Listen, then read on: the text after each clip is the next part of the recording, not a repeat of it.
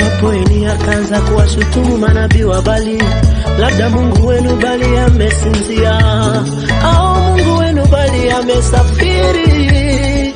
Mjikate vipande vipande, atakapoona damu yenu ndipo atajibu. Manabii wa Bali wakajikatakata, tena wakaendelea kumwita Mungu wao, yeah. Mungu wetu Bali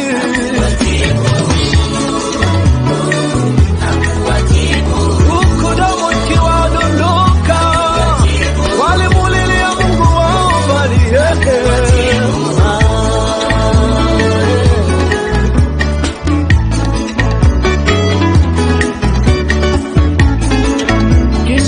Akachukua mawe 12 ambayo yamaanisha kabila 12 za Israeli, akajenga madhabahu ya Bwana iliyoharibiwa na manabii wa Bali. Akachukua ngombe iliyobaki, akatia ngombe hiyo juu yake pasipokuwasha moto na kuni, kisha akamwaga maji juu yake. Akaanza kuita Mungu wa Eliya, Mungu wa Isaka, Mungu wa Ibrahimu, ijulikane leo wewe ndiwe Mungu tutakaye mwabudu.